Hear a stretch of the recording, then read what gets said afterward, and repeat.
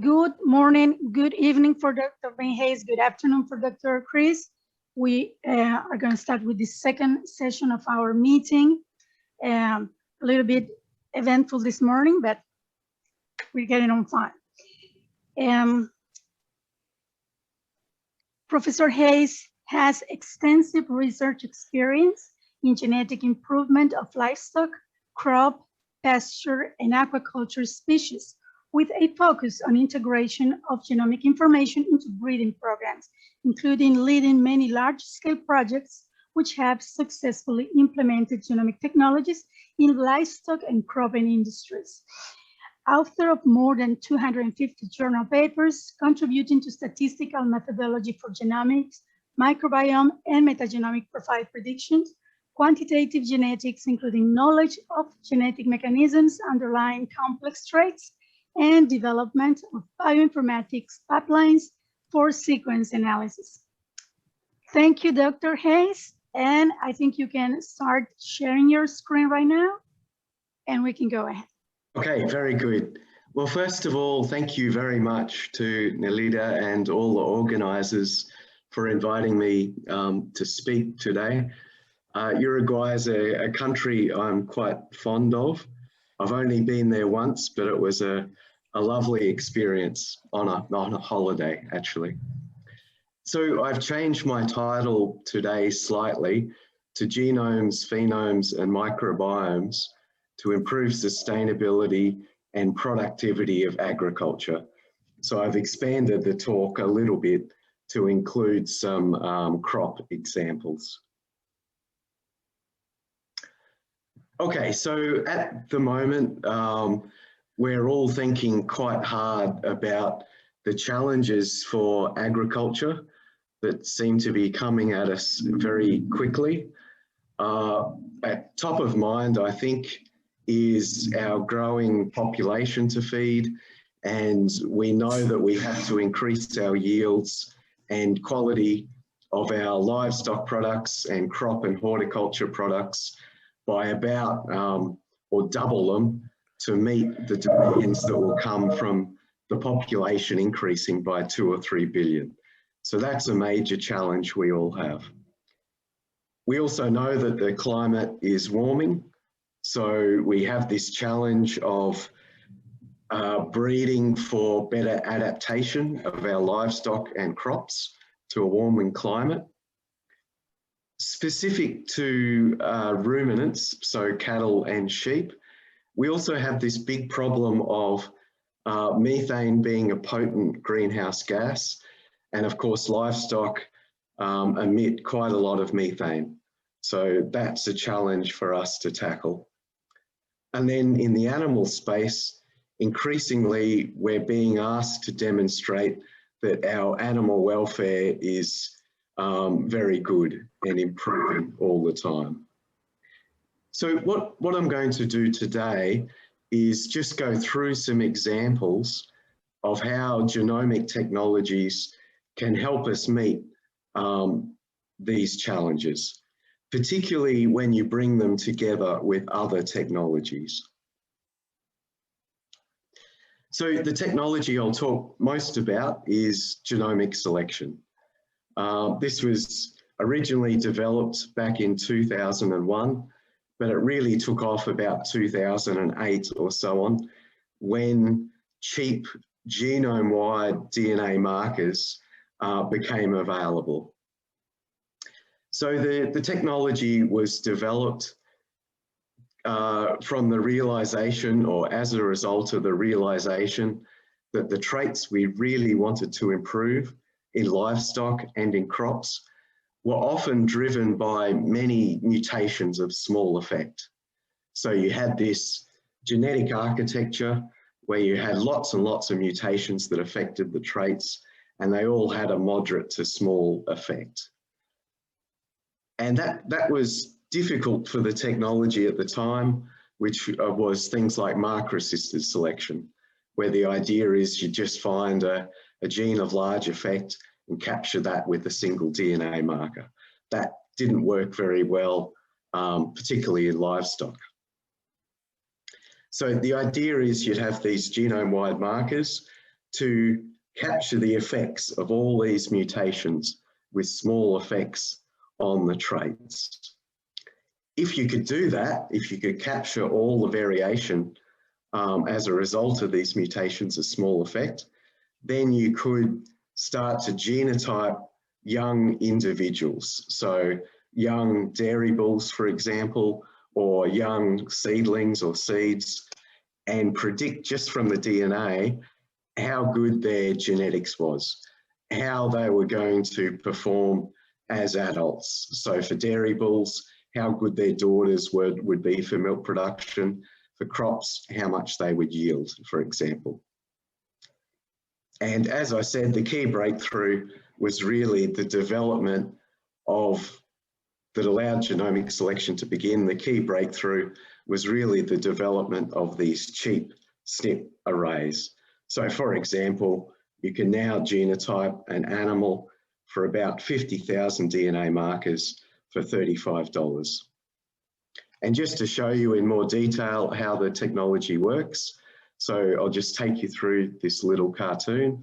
What you need is a very large reference population to begin with of individuals, whether they're crop varieties or bulls or cows, with known phenotypes. So the phenotype you're trying to improve, for example, milk yield, and they're also genotyped for the genome-wide markers. And then you use that information to work out what the effects of the markers are on the trait. So for each of the 50,000 markers, you work out that because you get the A allele, for example, at the marker instead of the T, you get an extra 0.02 litres milk, because that marker is linked to a mutation with a small effect on milk production. Once you have that, you're in a really good situation because you can go to your selection candidates.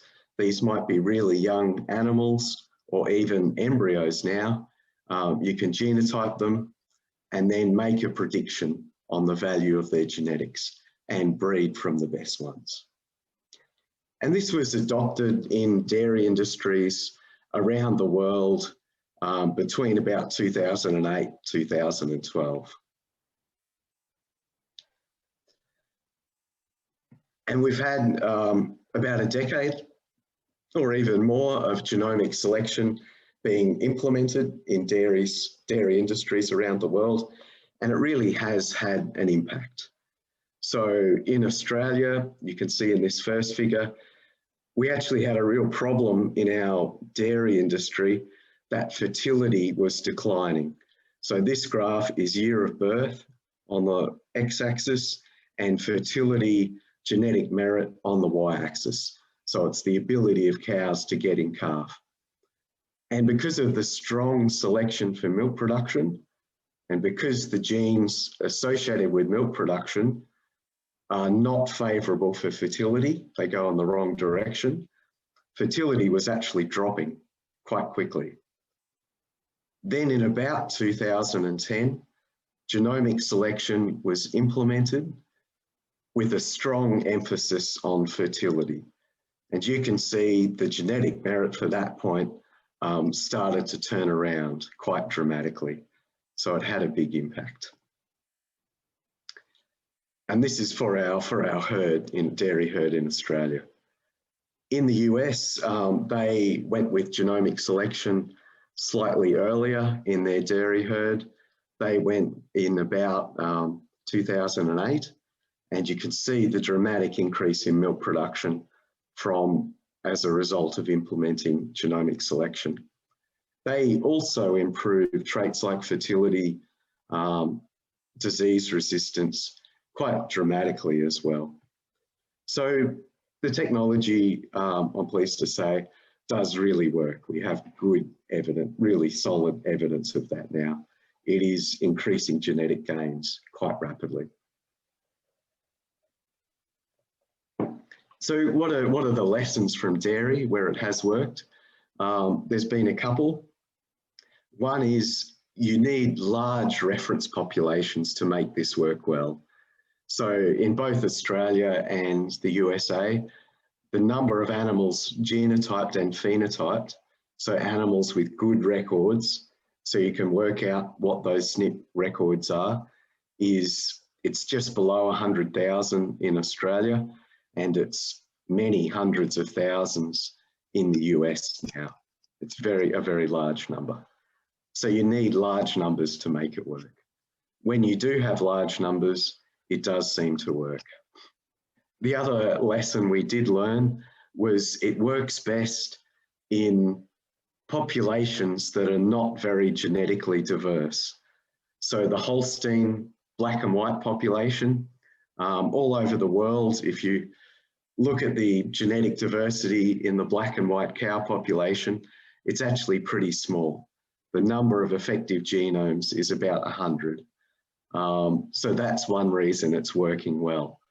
In species with larger diversity, you need a larger reference population to make it work. Okay, so that's in dairy, where it's working well. We and other people, like Jose, for example, are now applying this technology very actively to crops like wheat. And the attraction in wheat is, if you don't use genomic selection, the development time to getting out a new cultivar, so breeding a new variety, a successful variety, can be very long. The line development time, which is the time taken to inbreed from an initial cross, can be 2 to 6 years. Field testing can be 3 to 5 years, and then the release can take another 1 to 3 years. So it can take 7 to 10 years to get a new variety out. Obviously, we'd like to speed this up so we could get more varieties with preferably increased gain coming out to speed up those increases in yield. So in wheat, you could apply just standard genomic selection. But when I moved to the University of Queensland, I was delighted to come across a person called Lee Hickey, who was working on speeding up reproduction in wheat, getting more breeding cycles out of wheat per year.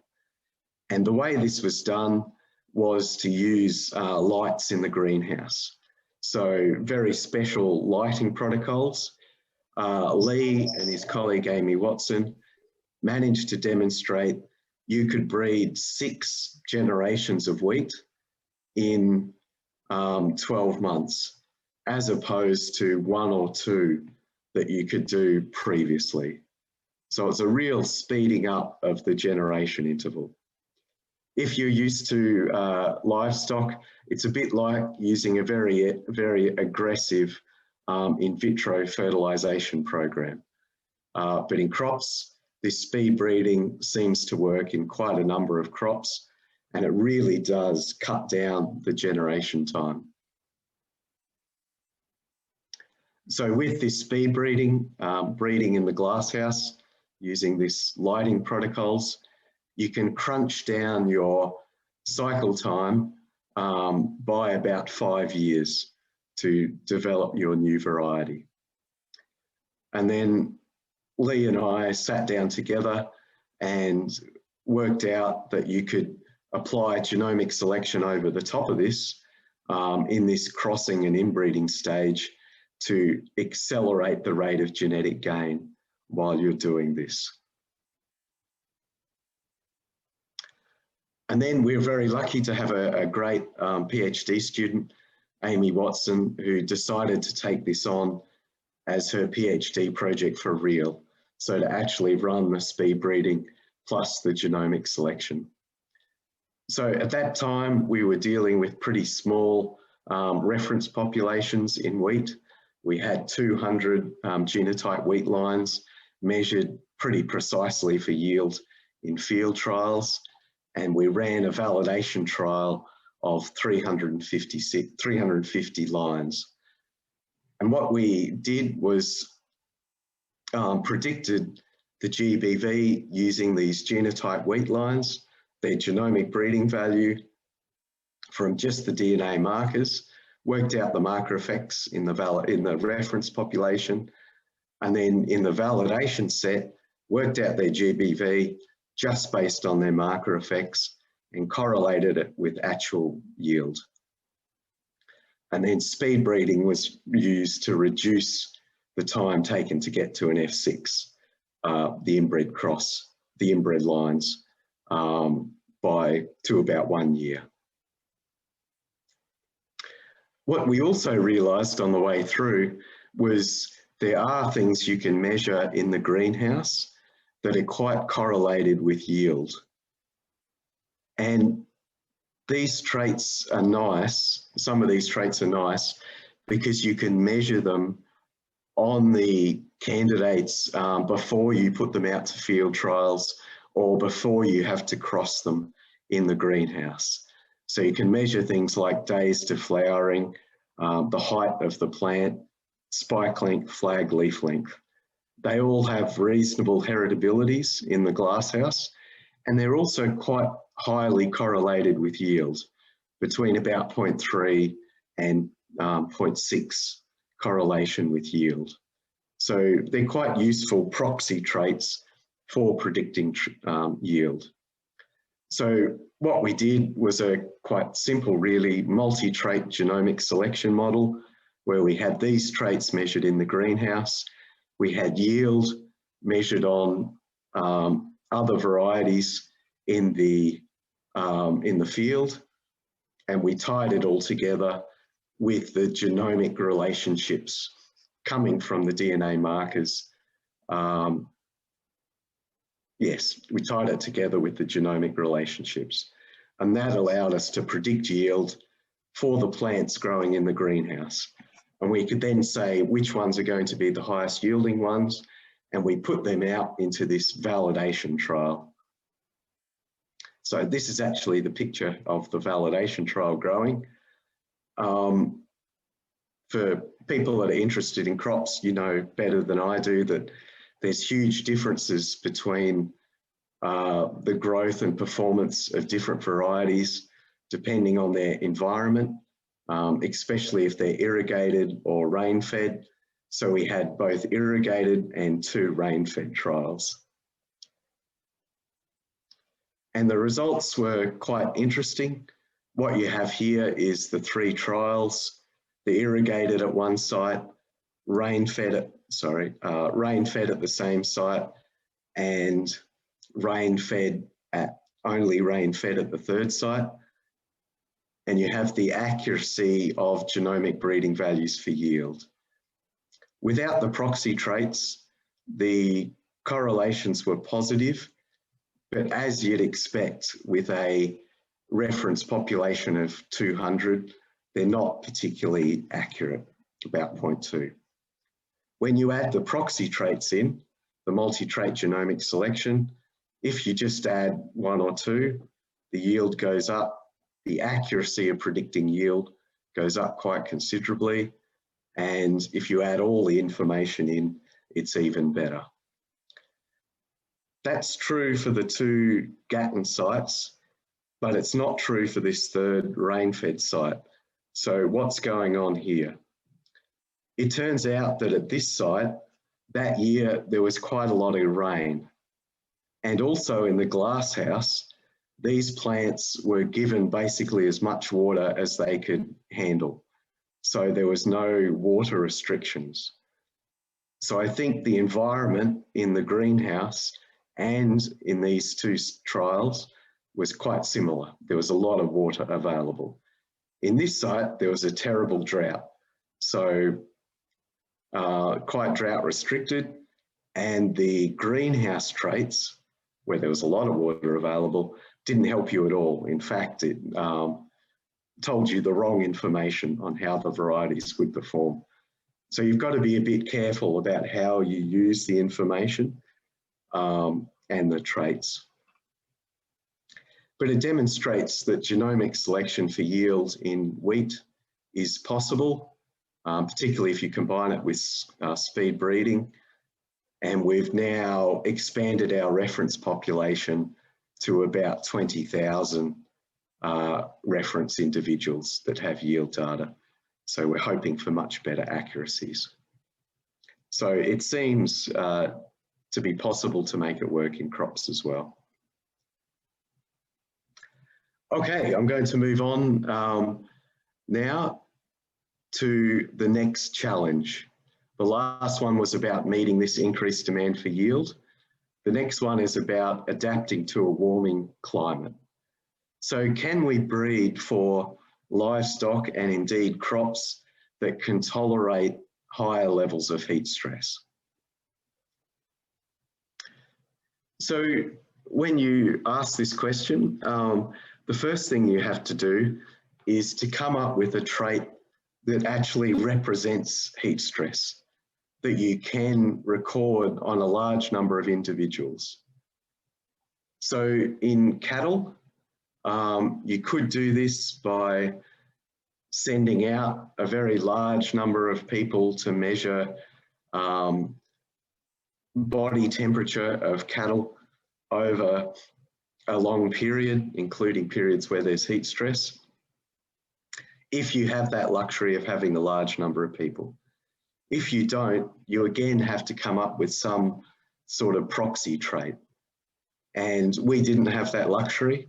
So the proxy trait we came up with was milk production under heat stress as identified by weather station records. So our Bureau of Meteorology has weather station records all around the country. So we married these up to herds that had good milk production data and measured their milk production daily, including days when there was heat stress. So this is just a map. The lighter dots are where the weather stations are, and the dark blue dots are where the herds that we measured are. And just so you know, particularly in this part of Victoria and this part of New South Wales, the desert is here.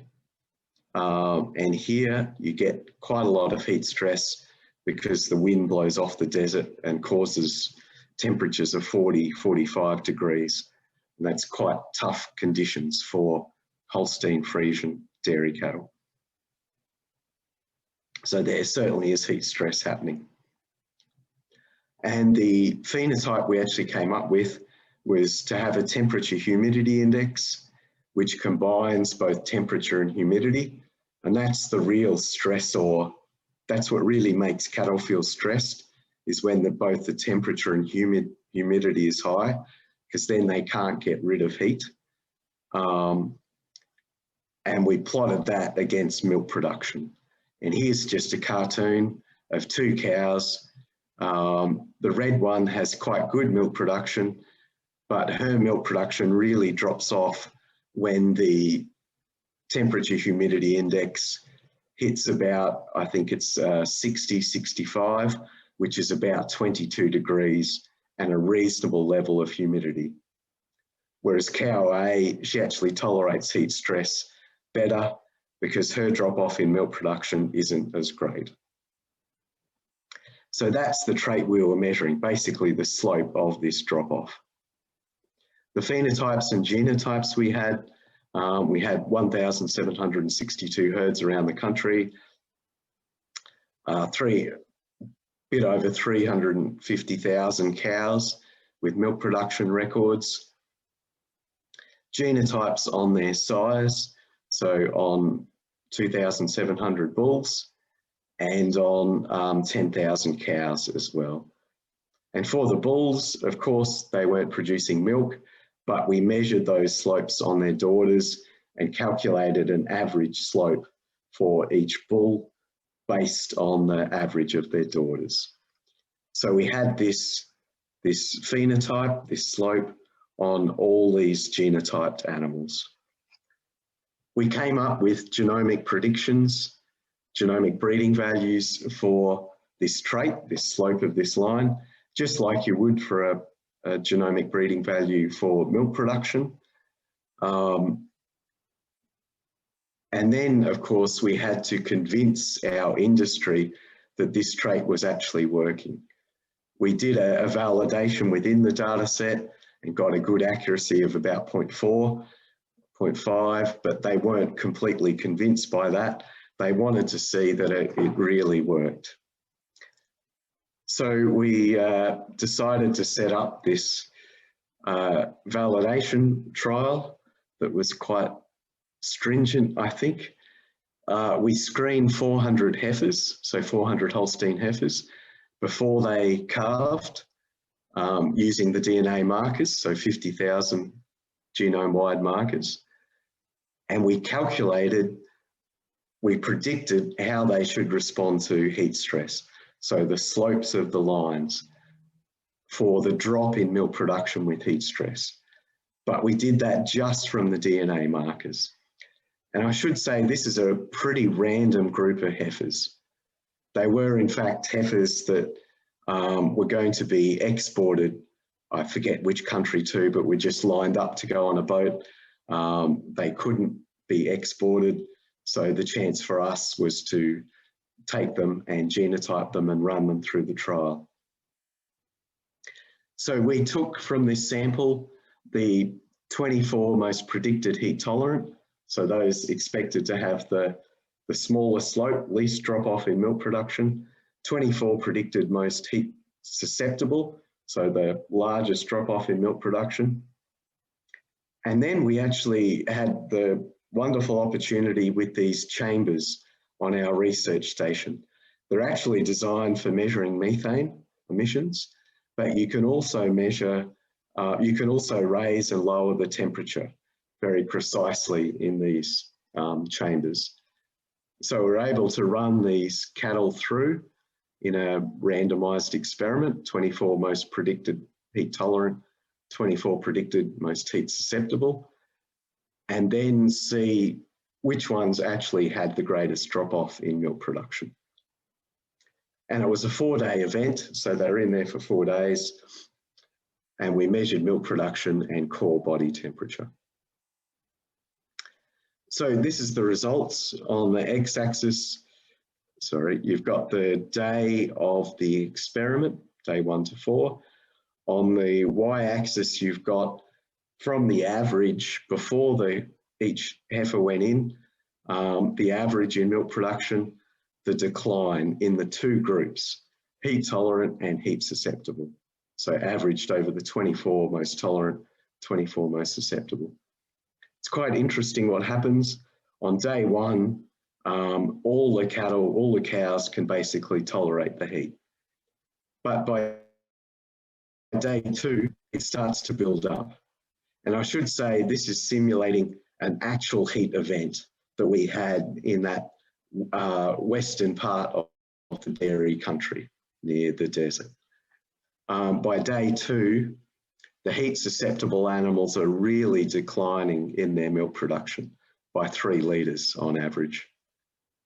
By day 3, even the heat tolerant ones start to have a drop in milk production, but the heat susceptible ones have less.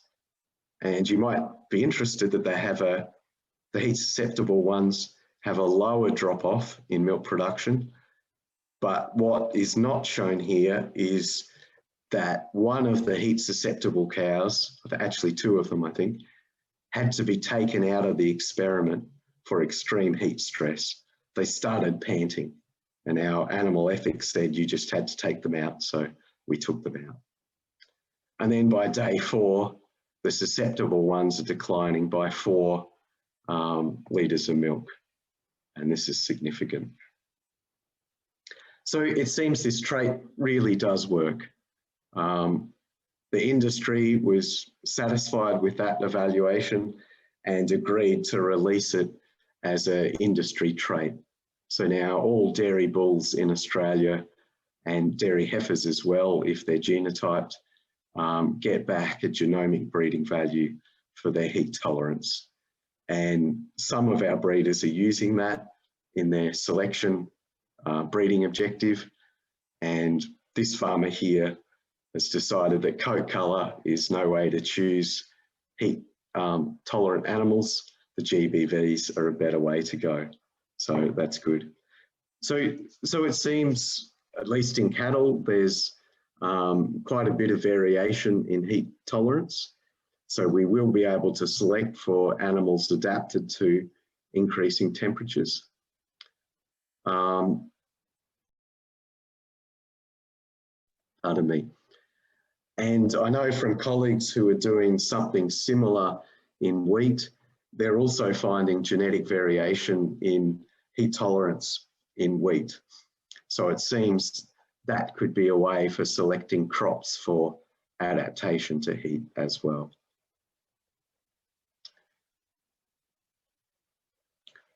Okay, so moving on to mitigation of methane emissions. So particularly in Australia, where we have a very large livestock industry, large numbers of both cattle and sheep, our agricultural emissions of greenhouse gases are just dominated by methane emissions from cattle and sheep. I think it's about 70% of all emissions. So what can we do about that? There's many strategies being tried at the moment, including feeding certain additives to cattle. Some of those look like being successful. We're also looking at genomic selection applied to this trait as well. When we did this though, we quickly realised that the methane emissions coming from cattle, as people that have looked into nutrition and so on and ruminant physiology know very well, the emissions in cattle and sheep come from the methanogens in the rumen. So a component of the microbes that exist in the rumen. So this is just a cover of The Economist magazine pointing out that microbes were involved in many different traits in humans, including disease traits and even possibly intellectual ability. But in cattle, they're certainly involved in some traits, particularly methane emissions and feed conversion efficiency. So we thought, if we're going to predict methane emissions from animals, for example, to cull the ones with the worst methane emissions, why not try a strategy where you combine both the information from the genome from the animal and also from the microbiome? And I have to say here, our experiments for doing this so far are embarrassingly small, because the cost of measuring methane accurately, or with a reasonable degree of accuracy, is very high at the moment, and the labour cost involved is high. It's getting cheaper, so hopefully we'll have more animals in the near future. The cost of sequencing the rumen, pleasingly, is getting quite low. If you do it in the right way and you multiplex the experiment and so on, you can get it not far from the same cost as genotyping the animal. So to take you through our experiments, and as I said, they're small, but they give you an idea of the process involved. So in this particular experiment, we worked with good colleagues in Western Australia, Phil Verco, Hutt Noddy and so on, and they had 99 sheep measured for methane emissions in these chambers that you can see here, measured for feed intake as well, and their rumen volume. We used a trait which was residual methane.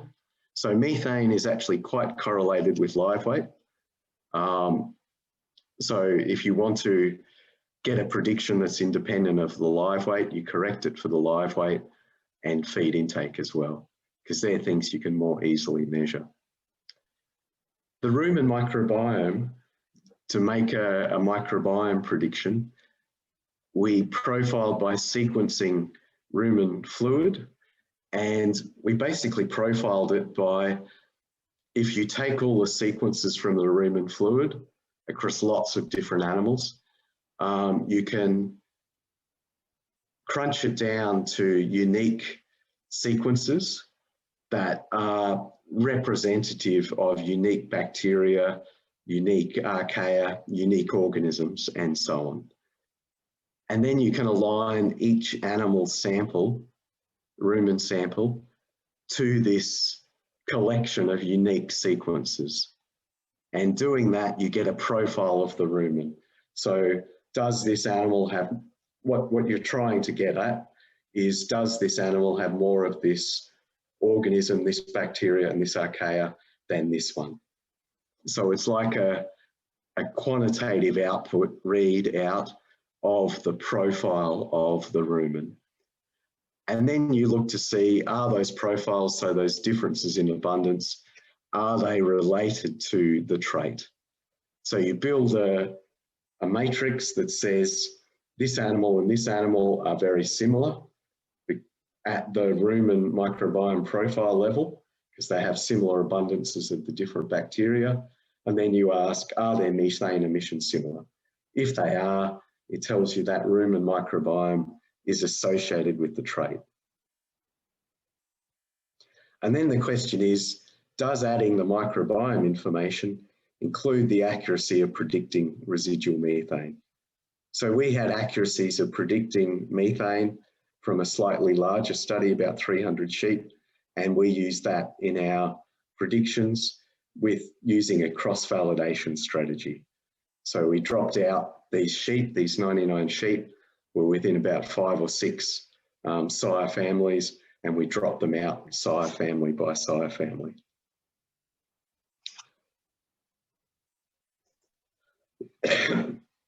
Pardon me. So as you'd expect, when you have these small numbers, the accuracies of prediction are quite low in this cross-validation strategy. This is where you drop out 20% of the data at a time, 20% in the sire family, predicts from all the other sire families what the methane emissions should be doing, either from just the rumen microbiome, from the 50K DNA markers on the sheep, or the rumen microbiome plus the genome. And you can see the accuracy is low for both rumen microbiome and genome, but it does go up when you add the rumen microbiome and genome together. Okay, so the trend is in the right direction. I'm not going to sit here and say that's very significant or proves our hypothesis that adding the rumen microbiome information to the genome does improve the prediction, but it is in the right direction. And just to take this a little bit further, we've done similar, very small experiments in cattle. In this case, in cattle, it was looking at feed conversion efficiency, another very important trait for resource use and so on. So can we use the microbiome information, this time of cattle, rumen microbiome information, to predict feed efficiency? So this experiment, again, is very small. Results are not significant, but I'll show you the process. So 28 heifers were measured for their feed efficiency. It's a beef style feed efficiency. So you measure their amount of live weight gain, the amount of feed intake they had, and you get a trait that says they need 9 kilos of feed to produce 1 kilo of live weight, for example, or another heifer needs 6 kilos of feed to produce 1 kilo of live weight. And then you make a prediction, just like we did in the sheep, from the rumen microbiome, so using this rumen microbiome profiling, and also from adding the microbiome to the genomic prediction. The genomic prediction comes from a data set with about 1,000 animals. And again, this is using cross-validation. Confidence intervals are pretty wide. but you do seem to get an increase on the genomic prediction alone from adding the rumen microbiome. So what this has encouraged us to do is run much larger experiments, hopefully with eventually thousands of animals, where we have both microbiome and genomic prediction. And if we can do those cheaply, both the genomic prediction and the microbiome prediction, we may have a good solution to cull animals with high methane emissions. Okay, I'm almost finished up here. I'm just going to touch on animal welfare to finish up on this talk. So very briefly, animal welfare is getting increasingly important in Australia. We've had parts of our industry, beef industry, shut down over animal welfare concerns, just shut down overnight, which costs many millions of dollars when you do that. So it is really becoming a concern. It wasn't the concern in this case, but horns is a welfare issue that the public is increasingly recognising. Dehorning is a welfare issue, both for the cattle, if you do dehorn the cattle, and also for people if you don't dehorn the cattle. There's a safety risk for the people. Luckily, in both cattle and sheep, there are natural pole mutations. The one that's most common in Bos taurus cattle, it's a large chunk of chromosome, reasonably large, that's duplicated. And if that's duplicated, the animal is polled. It doesn't have any horns. And it's a dominant mutation. So if the animal has one copy of this mutation, then half its progeny will be polled. It passes on passes on the P allele half the time, polled allele half the time. If it's homozygous polled, if it carries 2 copies of the mutation, 100% of its progeny will be polled.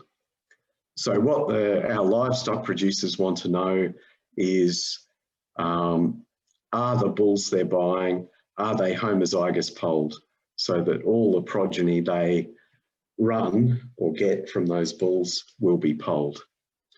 So this is a very important trait for some of our breeders and producers. Some of them have goals of having completely polled herds. A SNP test does exist for this. It doesn't work so well in some breeds and some subspecies, like Bos indicus cattle. Yes. And the other problem is, in some of our production systems, in our very, very large northern production systems, the breeders and producers are only bringing the cattle in for treatments and counting and pregnancy diagnosis once a year. So it's literally so expensive to bring them in because they have to use helicopters, light planes and so on, because the herds, the farms are so big that it costs them tens of thousands of dollars to bring the herd in. So they really want to know, when they bring those animals in, when they have them in the yards for a day or two, they want to know, do they carry the right genetics? Do they carry 2 copies or 1 copy of this polled allele if they're going to breed from a bull, for example? So another question we had was, can we test in real time? And that's where this beautiful little bit of equipment comes in. This is a genome sequencer that's developed by Oxford Nanopore Technologies. And you can read off the whole genome of an animal using this technology, or you can sequence targeted parts of the genome as well. And the beauty of this thing is it's portable. You can actually take it on farm if you can extract the DNA and insert it into the sequencer on farm. So one of our PhD students used this technology to first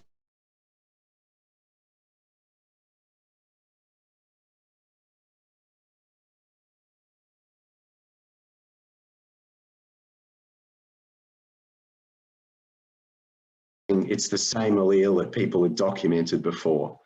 So although cattle are, although Brahman cattle are quite evolutionary distinct from cattle like Angus and Herefords that are Taurus cattle, this polled allele is actually being crossed into the Brahman cattle. So it's actually being, by breeders, pulled across, and a bit of the genome is the same as the Hereford or Angus. Okay, and I'm just going to finish here with our vision for this technology, which we haven't got there yet, but we're getting much closer. Our idea is you can use this sequencer, so this is the sequencer, when you're actually handling the animals. So you have the animals in the race. As they're coming up, you pull a sample, like a tail hair sample, extract the DNA with a little kit, put it in the sequencer, get the sequence read off in real time, and then an algorithm in the computer produces genomic breeding values for selection on traits like fertility, meat quality, and so on. Also does whether the animal's homozygous polled or what the polled genotype is, and parentage, so works out which sire the animal comes from and so on. All in, it won't quite be real time, but ideally it would be half an hour, though we're a little way away from that at the moment, but that's the vision. Okay, so that's the end. Just to conclude, genomic selection can help us meet some of these big challenges. Where it works best is where you integrate large diverse data sets like the weather data, genotype data, production data to tackle difficult traits like heat tolerance. And you also integrate genomic selection with reproductive technologies like speed breeding. For some traits, using genome and microbiome information looks promising. We've done it in animals. You could also think of doing it in crops, where you look at the root microbiomes as well. And there's rapidly emerging technologies that will lead to new opportunities like crush side genotyping. So I'll leave it there and just say thank you to all the people that put in all the hard work for the results that you saw. So thank you.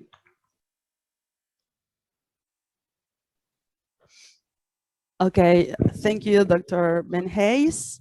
We have one question here, and probably we don't have so much time for more, but as a reminder, as yesterday, every question is going to be taken and then sent to the respective person to answer later, okay? So Natalia Marin says, dear Dr. Ben, thank you so much for your talk. As always, it was amazing. We have already entered the whole genome sequencing era in which a lot of information is being generated. Do you think that the inclusion of WGS would significantly improve accuracy of genomic predictions? Will we have the capacity to analyze a complete genome information? That's it. Yep, great question. I think the benefit of using whole genome sequence data depends on the genetic diversity of your population. So where that genetic diversity is really tight, like Holstein Friesians in dairy cattle, they have a fairly low effective population size. It doesn't help very much, it seems. And people have tried this in chickens as well, where the genetic diversity is very small, and it doesn't seem to help much there. Where we do seem to have a benefit, and there are publications coming already out on this, is where you have multi-breed populations. So if you look at different dairy cattle breeds, include Jerseys in there, Scandinavian breeds and so on all together, and you're trying to predict across breeds, So you've got a lot more genetic diversity, then it does help. And that answer's consistent with what we see in sheep, and colleagues of mine have done this in sheep, include genome sequence in sheep. There it seems to give you a benefit. And the ultimate is in humans. So other colleagues of mine are doing genomic predictions in humans, and there the diversity obviously is huge, and they get a big benefit of moving from SNP panels to genomic selection. So you really have to ask the question, is my population genetically diverse? And if it is, then sequence will probably help. If your effective population size is small, it's unlikely to help much. And you need a very big computer to work with the sequence. Okay, thank you. We have time only for one more question. So Jose Crosa, he has his hand up. So you can open your microphone, and please try to be short because we are running late. Yeah. Okay, thank you. Thank you. Nice presentation, Ben. I think that this is exactly, at least with wheat, this is exactly what needs to be done, shortening the cycle by 2 or 3 years, increasing the gain by that. This is the equation. Advancing lines quickly using the speed breeding that Lee has shown clearly, and doing perhaps 4 cycles in 1 year in the greenhouse, and then applying genomic selection, getting the lines sparse test in 5-7 environments in the target population of environment, and recycling on the basis of breeding value. With this, I think the wheat program of CIMMYT will save 2-3 years on the breeding, and automatically it will increase the genetic gains. And so that's exactly what we are doing at the moment, or implementing. Right? Excellent, good to hear. Yep. Yeah, thank you. We're certainly trying to implement it on a much larger scale now. Yeah, it's the challenge you run into is genotyping quickly enough, because your lines, you turn over your lines so quickly in the glass house. Actually getting them to a genotyping company, getting the results back, running the genomic predictions before they're ready to cross is a big challenge. Yes, yeah, the time is important.